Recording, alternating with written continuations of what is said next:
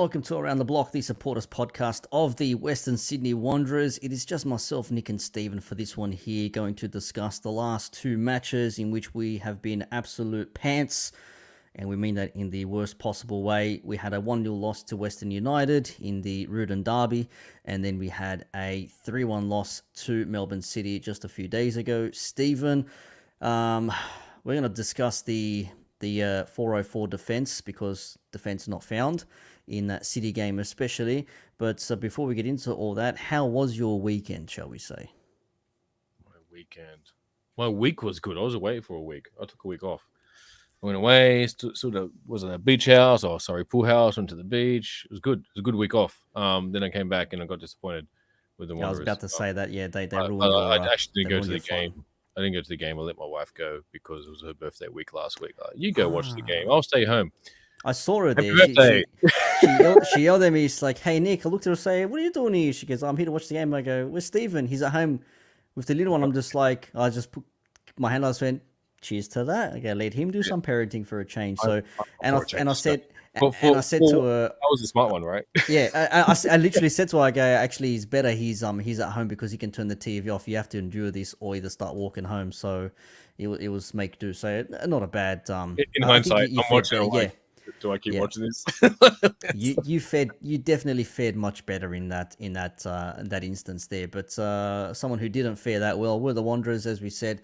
A 1-0 loss to Western United and a 3-1 loss to City. And then we have to complete the trifecta of Victoria teams in a space of a week or a week and a half. We have Melbourne Victory tonight from when you'll be listening to this. It is tomorrow for us, recording on a Tuesday. And they currently sit in 5th place, I believe, on the ladder. So they have dropped a couple of places, but they do have a few games in hand. They're equal games with us. But with any luck, if we somehow manage to get a win, because Melbourne City are playing tonight right now, I think as we are recording here, there is a live match. And as it stands, for posterity's sake, it is 1-1 at the end of the first half against Adelaide United. So if City end up getting a win there, they go 2 points clear at the top, ahead of Western United FC, who are somehow at the top of the ladder. Unexpected from John Aloisi to be leading the charge, leading the pack. But it's not so clear cut at the moment. It's either 5 points from 6th and first, or it could be 1 point from first and second. So there is still hope for the other teams chasing thus far. But Adelaide United as well, they could make it to 3rd place and lap Sydney if they get points against City. So there is still luck yet, but we need all the help we can, because we're currently in 11th place. Second last only to Perth Glory, and we need a win, and with the win that'll take us up to a whopping 8th, and still work to be done. So let's talk about 12 points away from first now, right? So now you're starting to fall away from the pack, despite the games in hand, because there's not that many games in hand now. It's like 1 or 2 across the board. So it's Perth Glory have the most games to play. They've got 4 games in hand. But they're going to have like this super March thing happening with like a game every 2 days at home for like 7 games in a row at home or something, aren't they? Are they playing in Tasmania? Are they doing, I think, 1 match in Tasmania? Okay. But I did see another announcement. I think they're going to have like this massive run of home games when they finally open the borders or something. Unless they change their logo to an AFL sticker, then they'll be allowed to fly in and out. But, they can go wherever they want. Mark Mao Gowan is leading the charge over there, for those who got that reference there with the play on his name. Anyways, we're not going to get into that because this will be around the political circle, so we're not going to discuss those things. We'll talk about the Wanderers. Get them from the podcast as well. You won't be able to listen to this in Western Australia. They're going to ban it. Sorry, you're going to have to use a VPN to stream the pod. 7 years.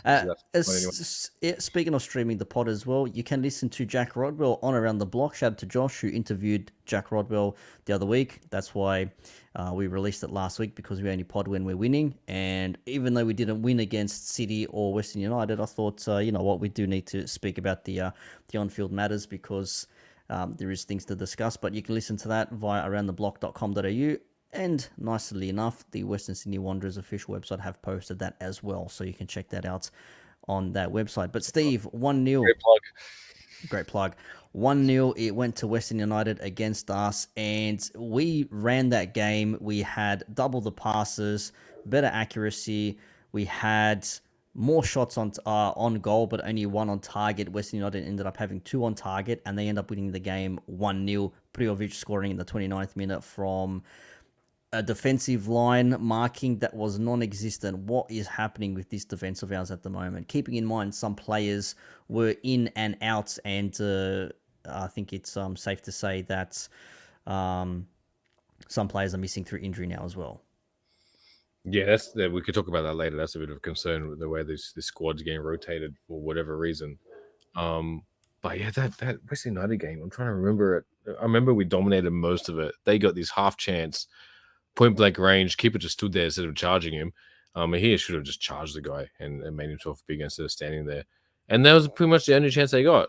I think they had maybe another chance, like you're saying.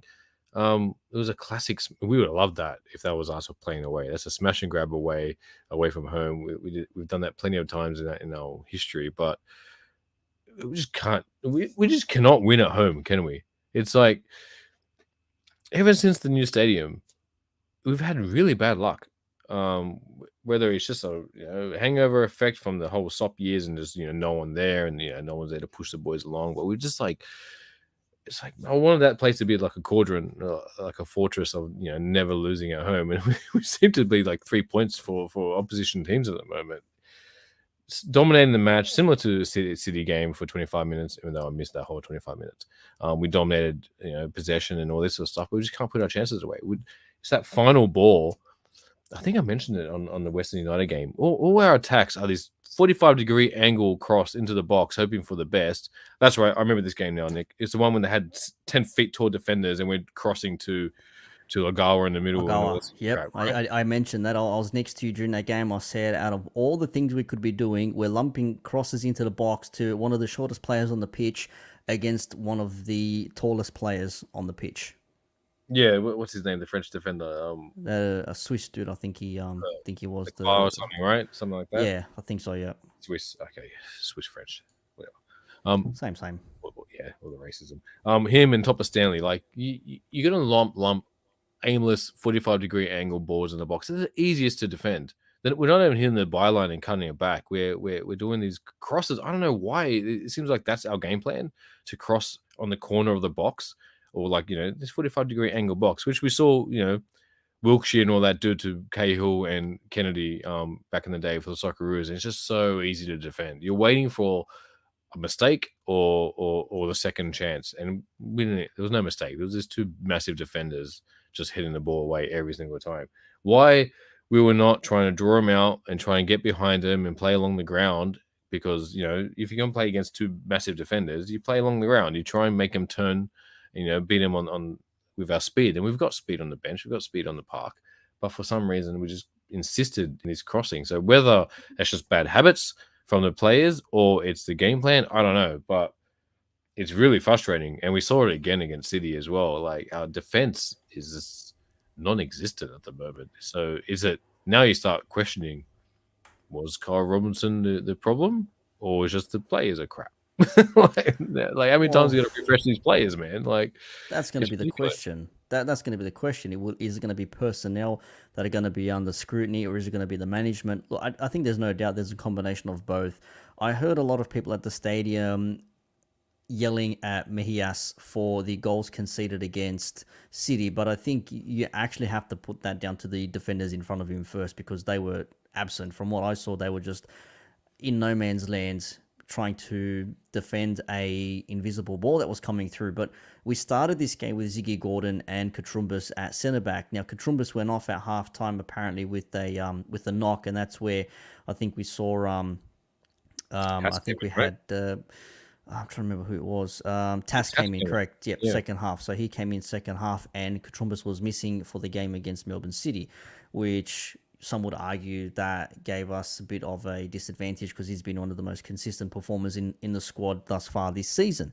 With that being said, though, you've got someone who's experienced as Ziggy Gordon in there.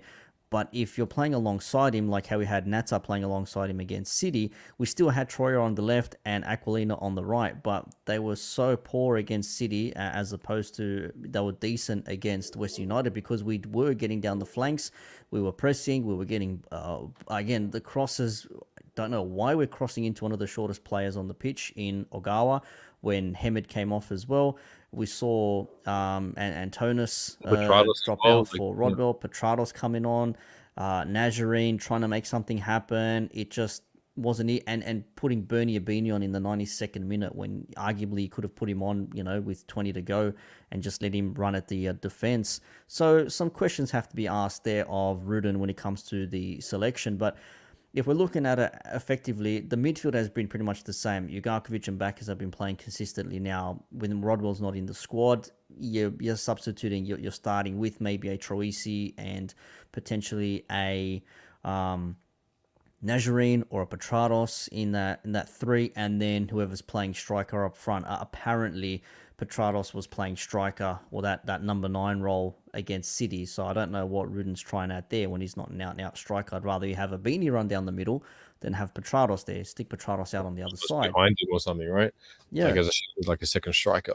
Yeah. Man, this whole striking thing, I called it out at the beginning of the season. Like if Hemed's out, we've got no clear like number 2, like number 9. Like Abini's not that.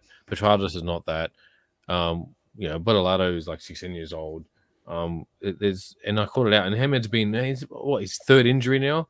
We've had like 7, 8 games, 9 games, and he's had 3 injuries.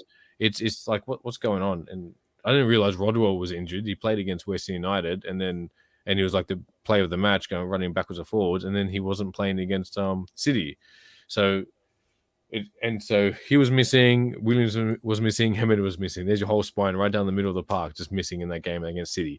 And surprisingly, we actually started on top, and we should have had a couple goals, But then City started pretty slow, but they just grew into that game. And once that first goal happened, which was that the Lekki free header from a nothing ball back into the box, I think. It was just a nothing ball over the top. And everyone's just watching the ball, and he just does his header. Yeah, between two defenders, both looking at each other. And that's why I say everyone's looking at Mejias there saying, like, what's the goalkeeper doing? Like, fair enough, he's got to go out there and make a save, but he's got 2 defenders in front of him and a player's between these 2 defenders. Surely one of them is going to make a move and do something, but nothing happened. They gave him a free header challenge ball, right? They just watched it go over their heads. Yeah. And so Mejias can't do nothing there. The second goal was a corner where he put someone on the back post. I can't remember. There's probably no one there. There wasn't anyone there. Header. And what was the third goal? I can't remember. McLaren third goal was McLaren missed the penalty, and then Berenguer hit one top bins. Oh, that's right. That's an unstoppable goal. What do you do? But the thing, what annoyed me, they gave him the space. They gave him the space to shoot. No one took a step forward to try and close the angle down, or maybe try and stop his options. They just let him have it, and we know how good he can be. He's scored goals like that already, and he's an experienced player. And he just let one go, and top corner. There you can probably say, okay, Mejias maybe could have done more, but I don't know what goalkeeper's going to stop a shot like that from outside the box, especially when it's up and under and dipping and going into that postage stamp area of the net. And it could have been much worse for us. They did have a few offsides, and they played through balls and over the top because we played with such a high line because we're trying to dominate the game in their half. But we've seen what we're like, and I think I've made this mention before, when our wing-backs or our full-backs are in the opposition's half and you've got someone like a Gordon or a Nata or a Tass or a Katrumbas, whoever, just, playing sort of like on the halfway line or just over or just in, that's a lot of room for someone like Lekki, McLaren, and Nabu to run into, and they're the last people you want to be giving space to. Yeah, exactly. And the whole team, City's team, just grew into that match. And once they got that second goal, it was all them. We were like on the back foot the whole time. Lekki, again, has barely scored this season, and we let him score 2.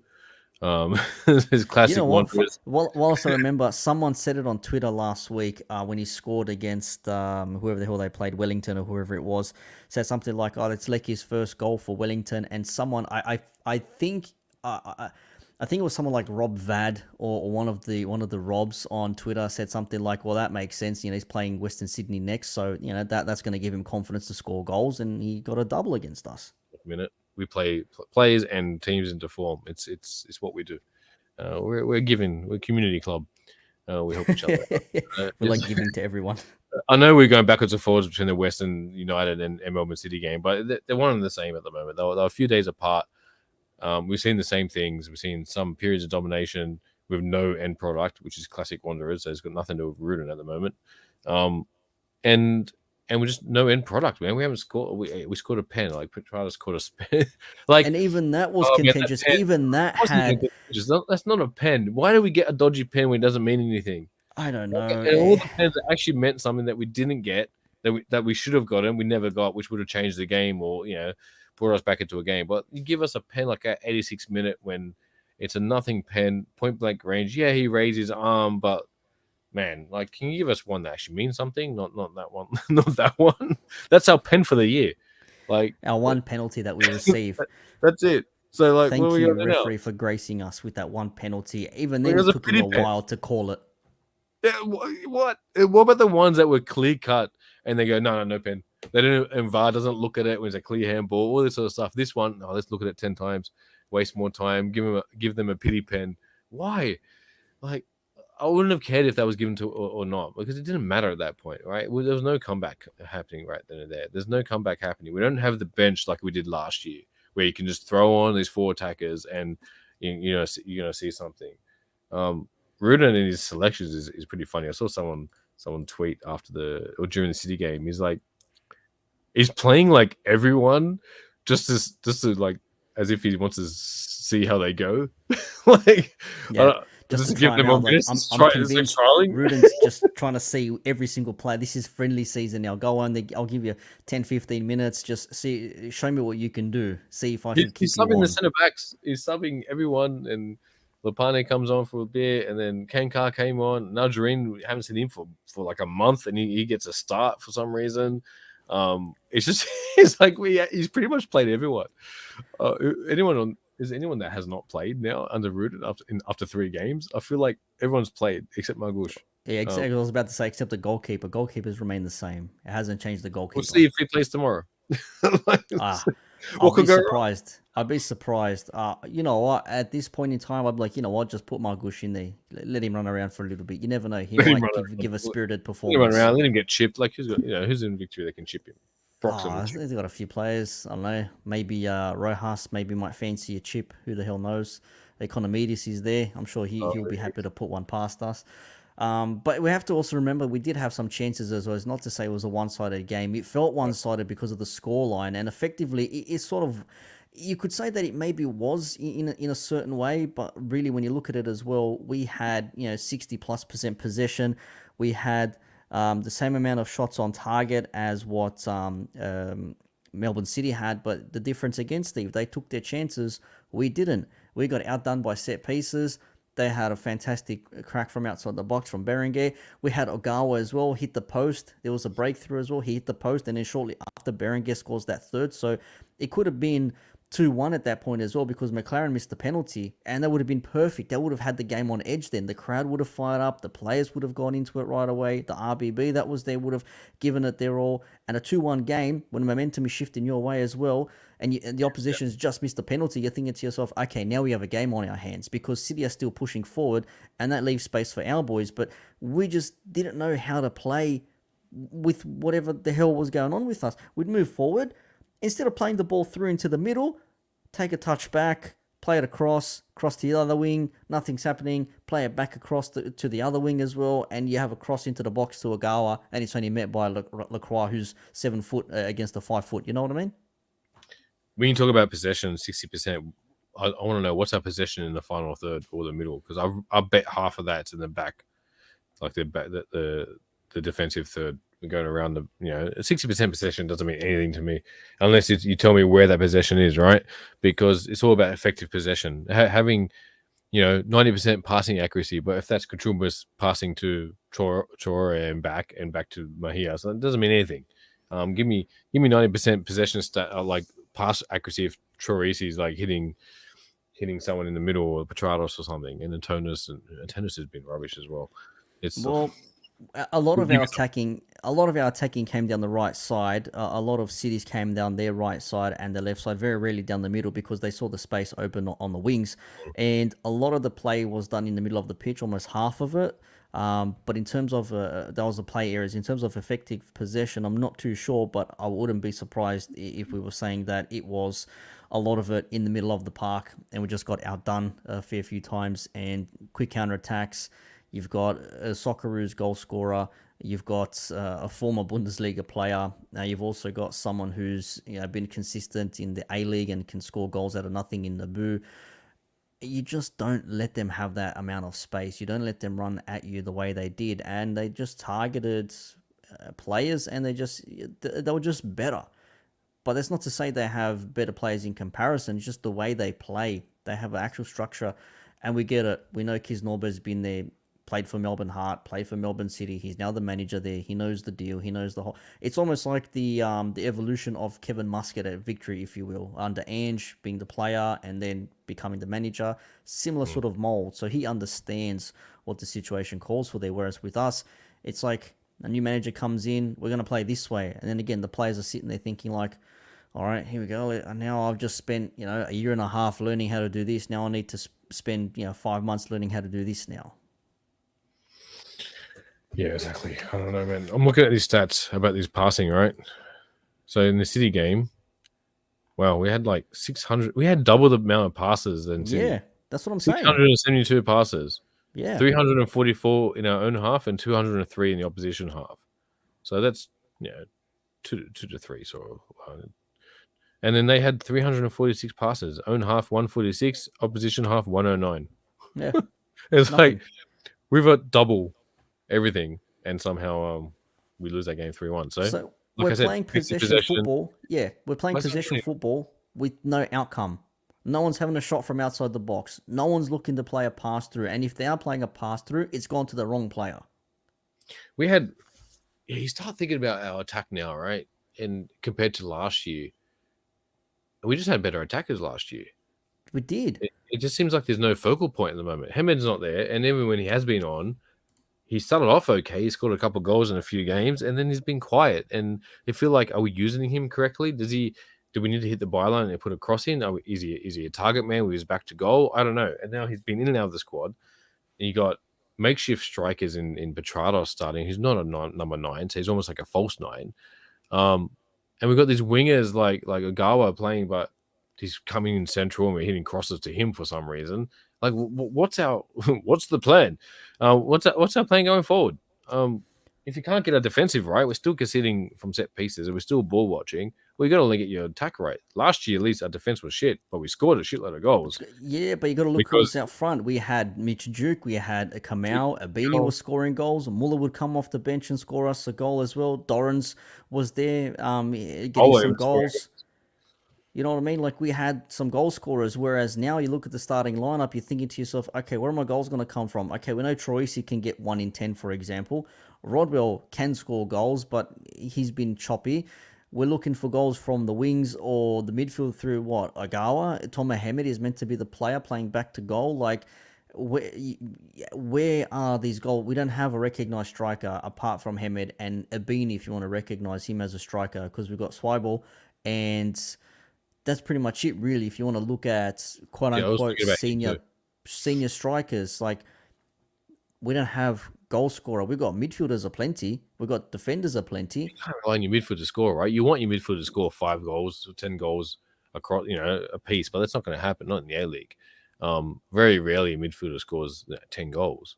But you need your strikers to score, and like you said, Antonis is not scoring. Petrados is a shadow of his former self.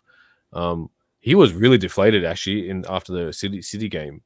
They interviewed him on TV because obviously I was watching at home, and he was pretty cut, and he was like, yeah, nothing. He's like, he didn't know what to say. He's like, we're trying really hard. But he actually looked like he cared because he was quite deflated, which is good to see because maybe his contract, his livelihood's on the line.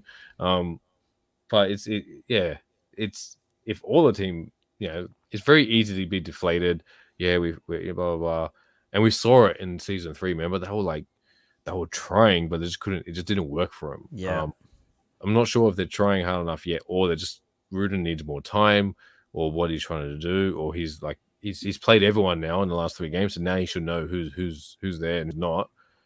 Tomorrow will be quite telling, actually, to see what happens, because you now you know who's available. Hopefully Rodwell's back, because I feel like now we need him to shore up the midfield and to provide that fire. I don't know about Hamed and his like status and all this sort of stuff, but tomorrow's going to be quite telling. Like, how are we going to set up against a Victory side that has had a bit of up and down results? Actually, I think they lost last week on the weekend. Yeah, well, But they were top of the table, and they've had an FFA Cup winner and all that sort of stuff. But they got a great side.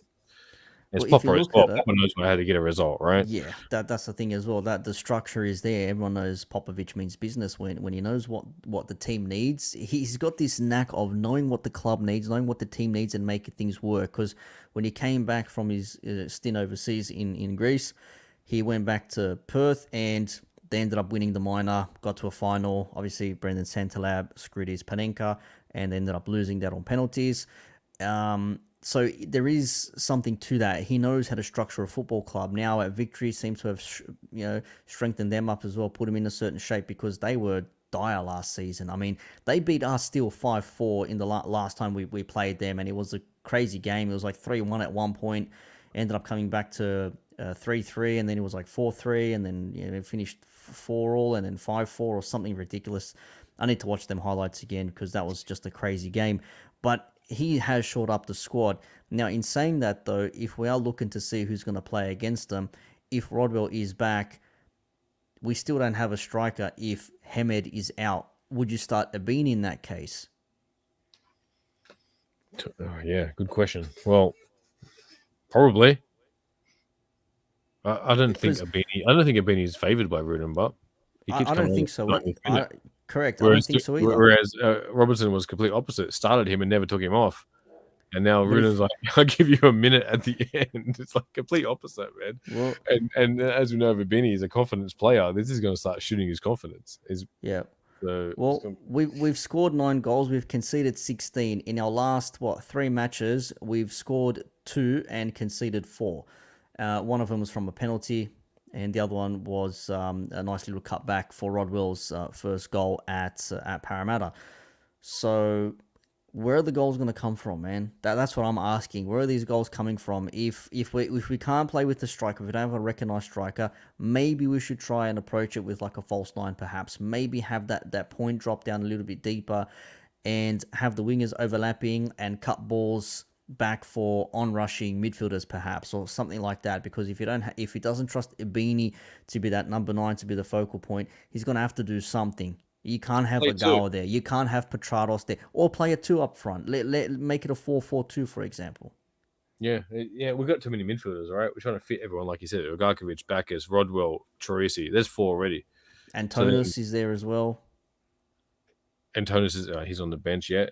So you got 5. Plus others, and then you got to try and fit Ibini, Petrados, Hamed, Agawa at the front. So who do you pick? You could have Hamed start with Petrados as a shadow striker if you want to play 2 up front, and the other 4 as a diamond behind him. But then I think Chorisi and Petrados might get in each other's way, so maybe Petrados needs to be a bit more wider. But Agawa's a winger, right? Isn't he more of a winger? So. Yes. You put him on the wing. As simple as that. And but why is he always drifting into the center? We're hitting crosses to him. Like I don't know. You ask where the goals are going to come from. It comes down to, again, what's the hell is our plan going forward? Like we can't even tell. Like me and you can't work out what we're trying to do going forward. All right. Yeah. We could talk about defense till the cows come home. But there's no point talking about that because it's shit. And mark your man and don't watch the ball. As simple as that. Fix it. But going forward is like you gotta score to win, right? You don't concede to not lose. That's the Italian way, but you got to score to win. Exactly, 100%. But I mean, like against Western United, we had 16 shots in total, 1 on target, just 1 shot on target. They had 7 shots, 2 on target. One of them ended up being a goal, right? Melbourne City, we had the same amount of shots, as I said, 11 shots total, 4 on target, 5 off target, 2 blocked each respectively. But like I said, they made theirs count through a bit of luck, one might argue, some shoddy defending, confusion in the box from a corner, I should say rather, and a fantastic shot from outside the box. And you can fault the first two goals, but that third goal, I'm sorry, you can't let someone have that much space on the edge of the box. You can see he's lining it up as well. He's siding it to have a dig at goal, and you're just letting him go on and take a shot. Someone's got to be out there rushing and pressing him straight away. You've got to attack that player. You can't let them have that much space to have a ping outside the box. Yeah, exactly. It's just lazy defending, mate. So is that lack of leadership at the back now as well? Because obviously Reece is gone for God knows how long, and then that's what I was going to say before. I just reminded myself the transfer window closed, and we didn't buy a centre back. We didn't buy another striker. So what are we doing? That we brought no one in during the transfer window, which was a perfect time to get someone in to replace Reece Williams. Who? I don't know. I'm not going to answer that because I'm not a manager. I'm not a I'm not a player agent. But yourself and I can't think of who's going to score goals. Why aren't we looking? Why aren't we looking to shore up our defense? Like there's clearly holes somewhere, holes in this team, and we're not doing anything to fix it. Aren't Do they there think that any we have like enough? free agents out there available though? Can we still do that? I Sign a don't read free transfer agent, bring him markets. in. I'm just here to talk shit on the ATB. I haven't got time to do that. But it's quite clear. Like like look, Sydney brought like a Dutch international, and he's going to like start tearing up the league. Like there's a mid-season transfer window for a reason, and because this season's been so disruptive, you've only had 7 games or 6 games when the transfer window opened. It's not as if like you've had half the season and you're going to bring someone in January and you get another half of the season, which is like 15 games or whatever it is. We've only had a handful of games, then the transfer window opened. It's almost a whole season you can get someone in. But we haven't. So what are they doing? They're thinking that they don't want to pay for someone. They're happy with what we've got, but how can you be happy? Like results speak for themselves. Well, There's gonna be no apparently, pressure on Rudin at all. There's gonna be no nah, pressure because you can't expect he's him here to for work 6 miracles months. now. He might have a extension clause or something, but like so he'll want to get results for himself because he doesn't want to come into this team because he's a fan. He's from the area and all that sort of stuff. And he was a fan of us in the first couple of years because Pop is his mate and all that sort of stuff. He doesn't want to come in here and just fail miserably, right? So if he comes in and fails as well, then those questions start being asked. Is it culture of the club? Is it coming from the top? Is it the players just rubbish? But like they recruited on paper again well this season. And so how can you not motivate these players to do something? Like I'm not going to open up the whole can of worms of relegation and stuff like that because I'll start working their ass off if we're going to get relegated and all this sort of stuff, right? But you question these guys. Like these guys are championship guys. A lot of these guys, they've played in grand finals. They've won titles. A lot of these guys in our squad, they've just been rubbish for us for some reason. So something's not right. Well, And if apparently we're again Tomislav rubbish tomorrow, Nick, Murchela, I don't know what's going to happen. apparently Tomislav Murchela is rumored to sign for us, or was rumored to sign for us at least, according to Osman. So he's in East Bengal at the moment, playing in the Indian Super League. He's there on a 1-year deal, so it expires at the end of this season. But whether or not he would be open to leaving there and coming here if there's a termination of a contract, I'm not sure how that works. But even then, I mean, even when he was at Perth for a couple of seasons, he had 30 appearances, 2 goals. But he did contribute. I mean, being a team player, you're there on the pitch. You're setting up balls. You're setting up goals, crossing, contributing. There's more than just scoring goals. But at the moment, we do need a goal scorer, and we don't have one. That is the problem I see right now. Remember the days where we had that wild 14-15 or 15-16 season, whatever it was, with like the 4-3s and the 3-2s, where we would concede goals almost instantly, but we were able to score goals till the cows come home, and we'd always win from scoring late goals because we had Santalab, we had who was to have on the pitch. It's one other player that we had. Castellan still scored some goals for us when he felt like turning up to play. Who else do we have? Two good Even when games, we, mate. even when we had Riera as well, like that guy would imagine him in this squad right now. Man, we've been saying that since he left, right? Imagine Riera in this squad. Why didn't he stay? Why did not he Man, stay? it's like again, I'm not going to go into all these. Oh, imagine if we had this player or that player because it was just his member berries, right? That's right. We had Mark Bridge as well, of course, the Yeah, prodigal yeah. son. Mark Bridge was Um, there.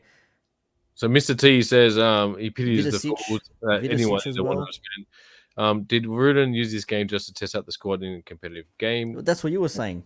Yeah, I stole that from Yeah. Twitter. Considering he left Tass and Russell out and the likes of Swibel and Kenka got minutes, Wilmer on the bench as well. Wilmering is probably, and Russell's had minutes, I think. So Wilmering is probably the only one that hasn't.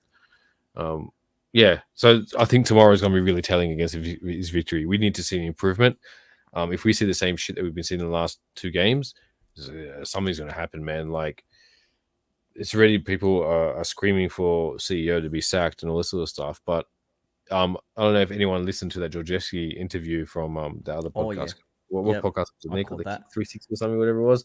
Yeah. He pretty much said he hated on Carl Robinson, saying he was just rubbish. He was a used car salesman and all this sort of stuff. I was a bit disappointed they didn't go into a bit more detail of that, why he failed and why he just talks a lot. Like they could have given a bit more examples. But I was on he Kickcast. Kickcast, there you go. He Yeah. also, but he was pretty clear in saying that JT does not touch the football department. He said he's not one of those CEOs that come into the football department like you hear overseas that I'm the owner, you're playing this guy because I bought him, and you're playing. You know, they do this the lineup Yep. with the switch owners. He doesn't do that. He pretty much he didn't go down that route at all. I was waiting for it because everyone talked about the culture and all that stuff at the club, but Jesse didn't. So whether he's protecting JT because they're mates or he got along with him, but it was quite interesting to hear him say that, saying, "Nah, JT, they stayed on the business side. He didn't touch the football side." So the football department, obviously, the problem was Robinson. And this is something we've been talking about for years, right? If you get someone in there to be accountable, like a technical director, like what Melbourne Victory has done, Adelaide did it with Bruce Chute at the time, and I think Perth are doing it too. I can't remember. But like these teams that have brought in a football director, at least you have someone that you can blame when the football shit and why your recruitment is crap. At the moment, yeah, we're blaming the CEO because he's buying him, but they always say it's the coach that's actually running it, which is crap because there's no consistency then. The coach goes after 6 to 12 months, you start again. Yours, it's no consistency. There's no path or no there's no way we're doing this. It's all over the shop. Yeah, JT's not going anywhere, mate.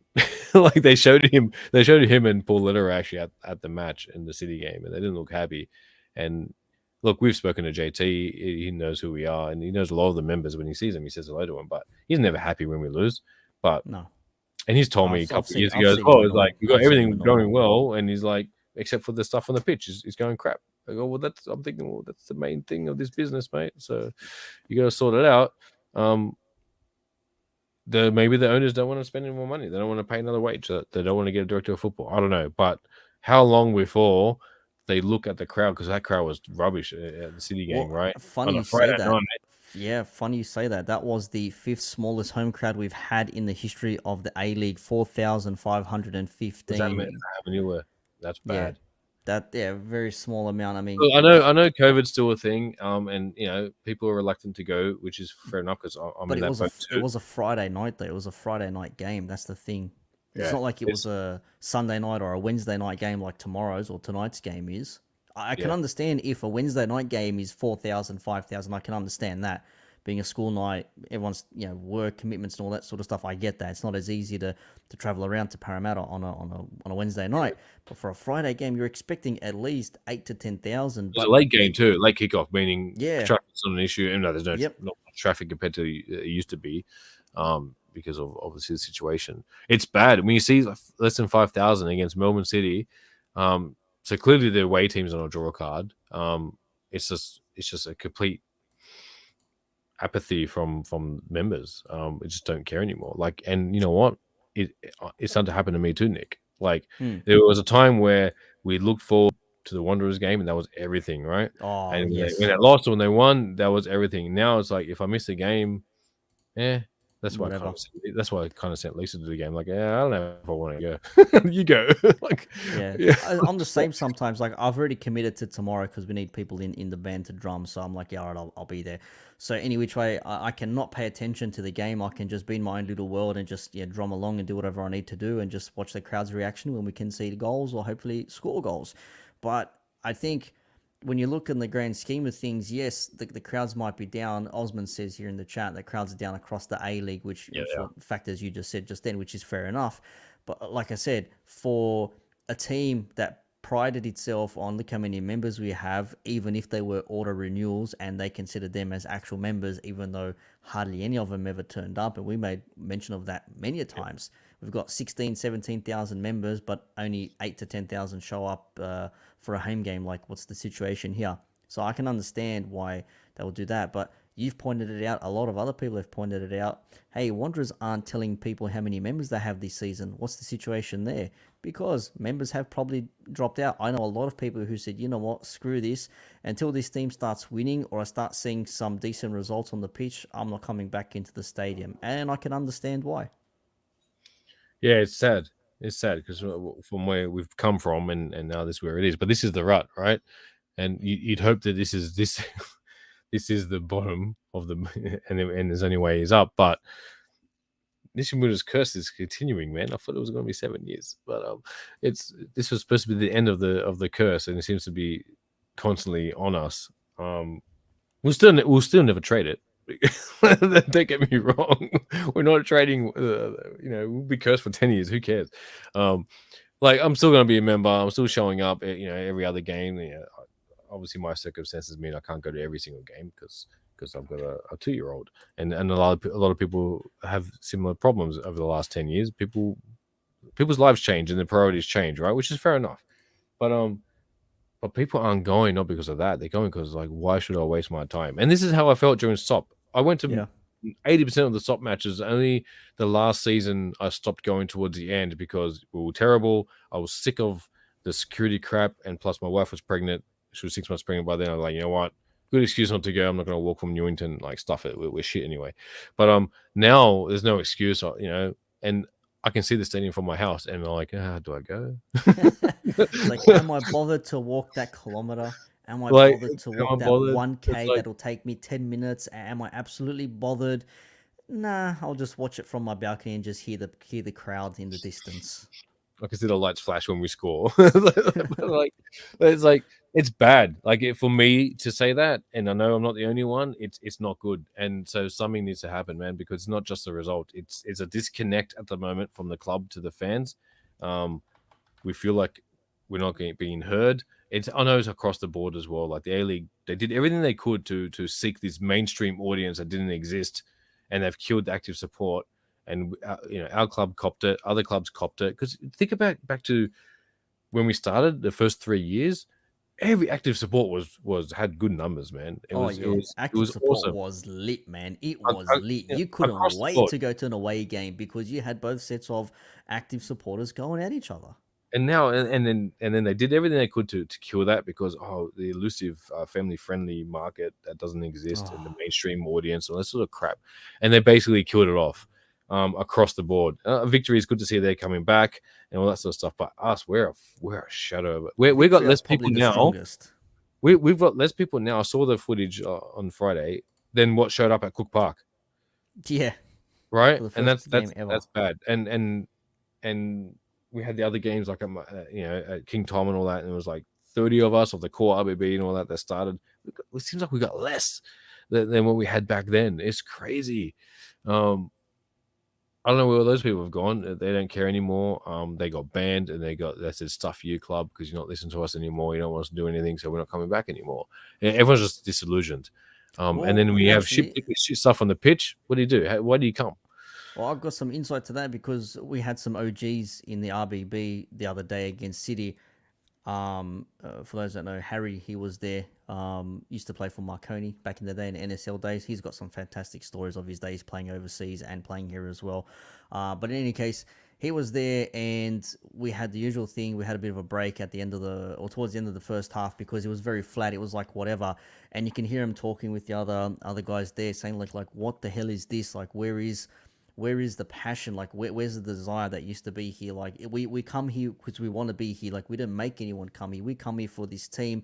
And even though the team's not doing well on the pitch, like where is that passion? Where's that that love for this club anymore. And it could be new people coming in, and it could be that they're just there for the sake of it or whatever. But some of them do want to give it their all. I mean, I saw some kids take their shirts off and start swinging them around, like making more noise than some of the people in the bays. You know what I mean? It's one of those things where you say to yourself, okay, we don't have the quote unquote core or the original group of original people in the RBB that we used to see, whether they've been banned, they've become disillusioned with the club, they just don't care anymore, they'd rather watch it from home, they can't be bothered traveling to Parramatta, whatever the case is.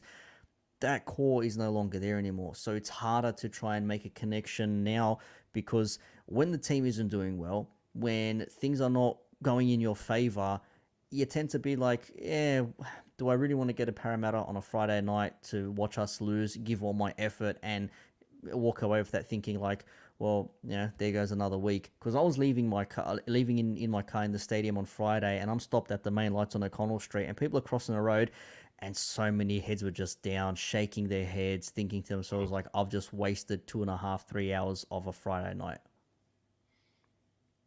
Yeah, I remember before it was like buzzing, right? Before and after a game, it was just like you couldn't walk in Parramatta. I would wake up, Derby Day, for example.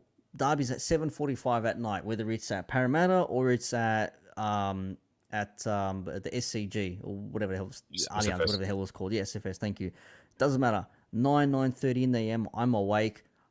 I'm ready. I'm buzzing. I could not wait to leave the house to get to the pub at midday, get something to eat, get a few drinks in me, enjoy the afternoon, and then finally head off at like 4:30, 5 o'clock on the trains, buzzing all the way through. Now, if you said to me, we've got a derby on and we've got 10,000 of us going, I still don't have that same buzz though. It could be massive. It could be like, we've got 10,000 people. I'll just be like, oh, this will be a decent afternoon, better than staying home. You know what I mean? Whereas before you'd be like, let's fucking go, man. Come on, yeah. Like you were fired up, man. Now it's just, it's a drag. It is a massive, massive drag. Yeah, that's bad. That we're both saying today. Like how dour has this podcast been? I blame the Wanderers for my mood. I blame you, JT. No, I'm just joking. I'm just joking. You can pay for my meds. You can pay. You can pay for the Zennies. If this was I'll America, take we'd be endless refills. Thank you very much. No, we don't condone any drug use unless it is prescripted, and don't abuse your drugs as well. But that's what we're talking about. American prescription drugs, right? Yeah, that's right. Like we're not there. But yeah, I don't know. Nick, how do we get it back? Like one of the reasons why I go to a game is that there's a core of people that I hang out with, right? The old Bay 55 guys and the majority of them still show up to the games, whether they all show up to the same game or not. But like, there's always the same faces that I see, and then you as well. Like I like hanging out with you at the games as well. Like it's thanks, a good Steve. reason. Yeah, well, yeah, we don't just do the pod; we hang out at the games too. And we talk shit during the game. It's like, why aren't we recording this? Let's just record this. That's our pod this week. Like everyone I go to the game with at the football, I met them in 2012 or 2013, right? So there's other than my brother that sometimes goes to games, but again, little kids and COVID and all that sort of stuff, people's priorities change. But pretty much everyone I met through the Wanderers, right? That I go to the games, and that's a reason for me to go to a game, and I'm not alone in that. And otherwise, I wouldn't be going. Like if there's no one that I knew, that I met, that I've made friends with over the last 10 years, I would not be going to these games. And I know that a lot of those guys, they do the same thing. They go, it's live football. I'm going because I'm a football fan. I'm a Wanderers fan from since day one, all that sort of stuff. And I'm going there to have a good time. And they're going there to have a good time. It's a social event. The football's almost secondary now, man. Yeah. It's coming like that with us as well, right? So I will go because I've got a membership already paid for it. But I'll go to hang out and see people and all that sort of stuff. It's not like before it was open the RBB up again. But who's going to show up? Osman's saying hang on. open RBB up. Yes, but hang on. They do have it tapered up though. They only allow 3 sections out of that whole back section, whereas in old Parramatta at Pirtek, and even now thinking about it, you know what? Actually, come to think of it, just before kickoff, I stood down at the front and I'm just watching the boys warm up, and I'm just thinking, I can't believe this is where Pirtek used to be. Like, I can't believe this is where we had our first home, obviously derby win, where Santalab ended up scoring, where we had the penalty save against Melbourne Heart, and then we ended up scoring a penalty ourselves. This is the place where we beat Mariners. This is where we had the 5-4 against Brisbane. This is where we effectively beat Al Hilal in the Champions League and all that sort of stuff. And I think to myself, it just feels like that. Now, don't get me wrong. We were all excited when the stadium was first built, when the stadium was ready. Like, yeah, they're building this because of us, and Parramatta wanted to claim, yeah, no, it's actually because of the Eels. Were like, yeah, sure, no worries, mate. Whatever It whatever was you it say. was it was the ACL grand final that pushed it over the edge, mate. Yeah, I was like, whatever you say, We've heard mate. the We know stories. we packed it. It Yeah, wasn't that. It was because remember they tried to move it to Stadium Australia, like the that's ANZ, right. We said no, no and we chance. said no because we want a home ground. But they Yeah, when they were, I just heard a rumble or something. Oh, it must be TV next door. storms. So the AFC have certain requirements in terms of luxury and corporate Yes, stuff and that's all that sort of right. stuff. Right?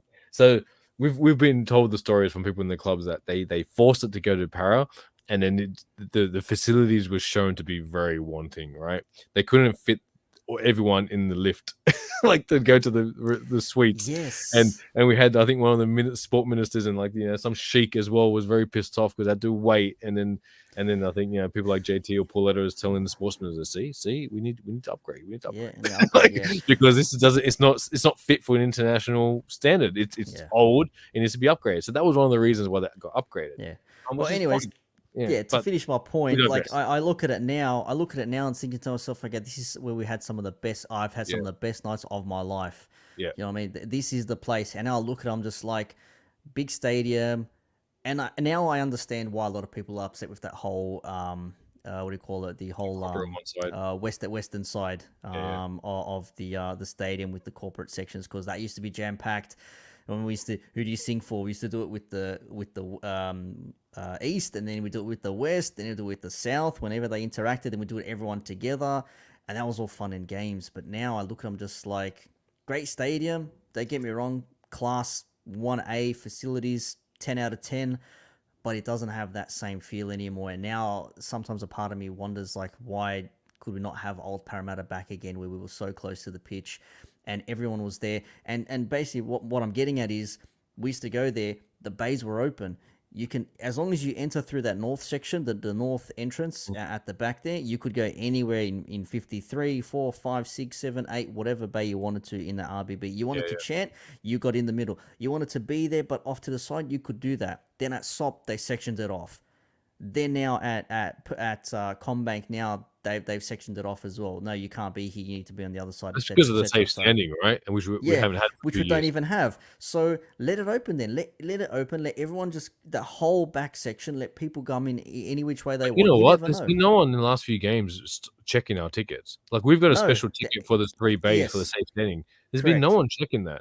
Like I'll No. just go straight in. Like they used to check. Oh, where's your ticket? And you have to like share tickets to get into the I bays got and all that like sort of stuff. 4 drinks in my hand in a tray. I've got a packet of chips hanging from my mouth. You want me to show you my ticket right now? Yeah, they're doing Before that you at SOP walk all the out, time too. When we've pricks. had guys that we know, like, I'll be back in 2 seconds, tells the security guard, he comes back, where's your ticket? What? Where's your ticket? I Yeah, saw it's you like, 30 piss seconds off, ago, man. mate.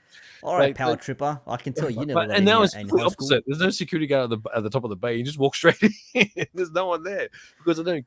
Because why? We'll Um, know who you are now. We'll know who you are now.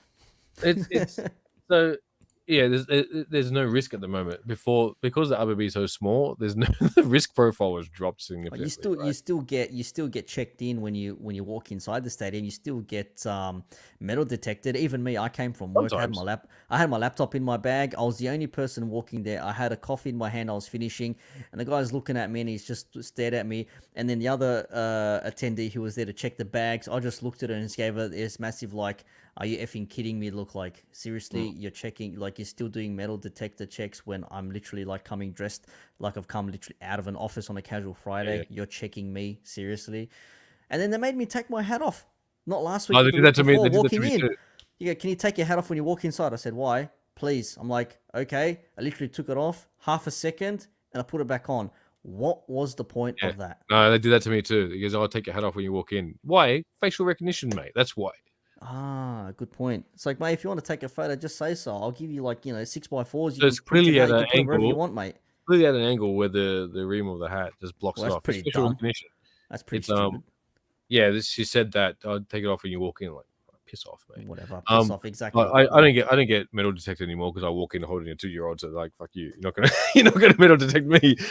Or with a pram pushing a pram in. That's one way to be avoided. Oh, funny story though. Maybe I should. Maybe I shouldn't say this. I'm gonna say it anyways. When I got my bag checked, I was looking. I was like, yeah, I just got a laptop in here, like a jacket in case it rains, and just stuff from work. And it's looked like, oh, can I see this in here? I'm just like, yeah. I'm like, yeah, it's all the guys. And the lady looked at me. She goes, oh, I'm just making sure I look like I'm doing something. Okay, well, off you go, sort of thing. Like even she didn't care. I was like, cool, whatever, man. I'll just Oh, walk inside. you can tell the ones at gate C are like, yeah, they don't care that much anymore because Osman there's no risk. Osman sat in the Cumberland Lounge in round one and still checked by security. These people take their jobs way too seriously. Just That's calm round the one. f down. Now Yeah, they wouldn't care no one's because there like anymore. You still it's get like riot cops outside though.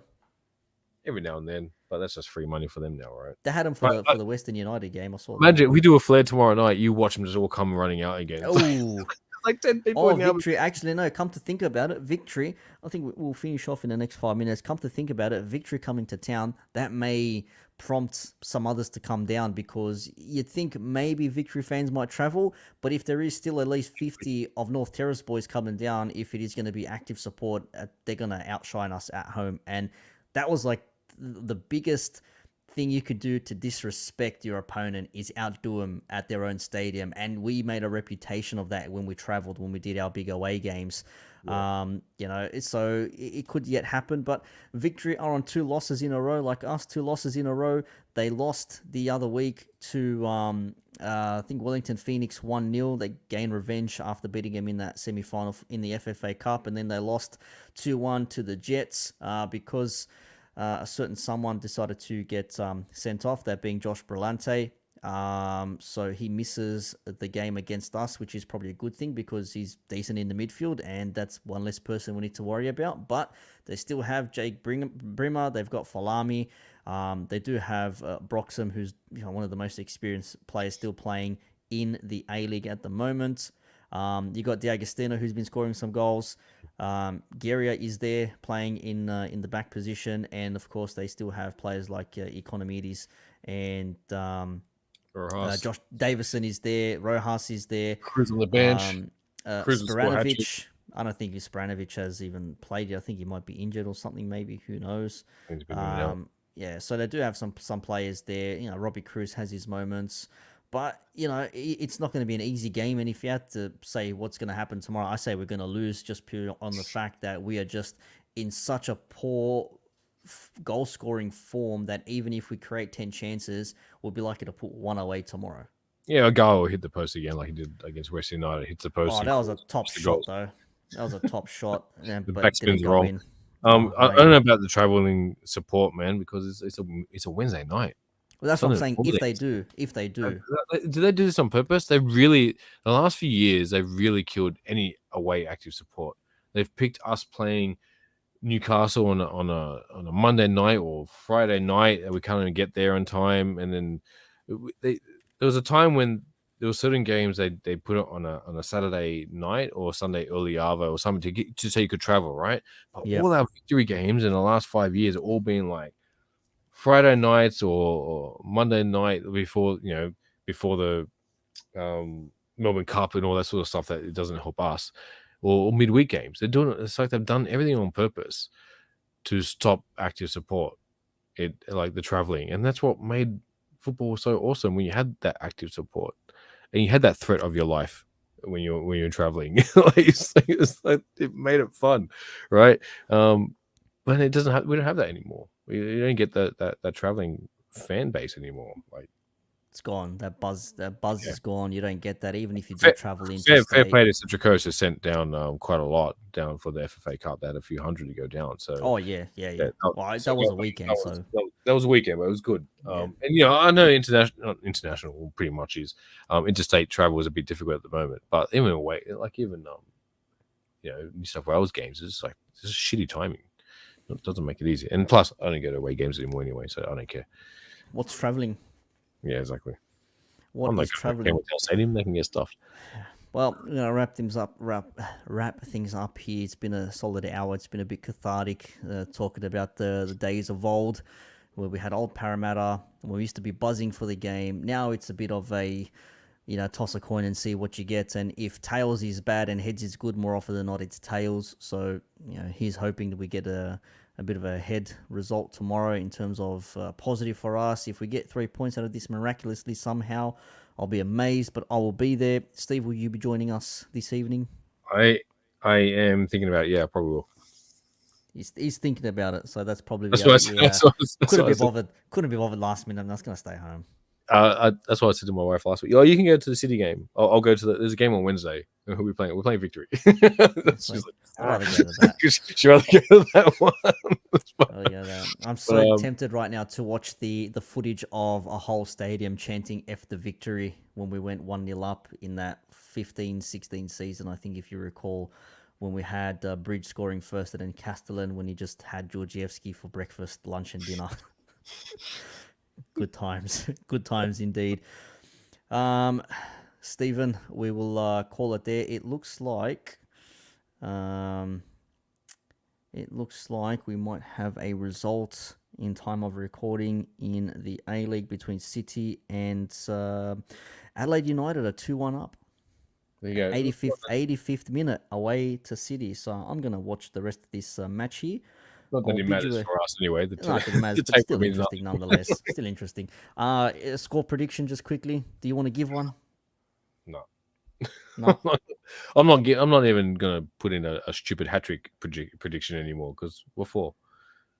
Victory. Yeah, hat-trick. Hat-trick. D'Agostino. Yeah, there you go. Cruz hat-trick. Oh, it was a great finish. Off the bench. Great finish. Oh, that was a crap back pass. Oh, that was a very poor back pass, and Mohamed Toure just nicked it in. Holy crap. Osman says 2-1 to Victory. Yeah, probably. We're going to lose. See Cruz hat-trick off the bench. Cruz, bro, if Cruz scores a hat-trick, you've got problems. You are absolutely struggling.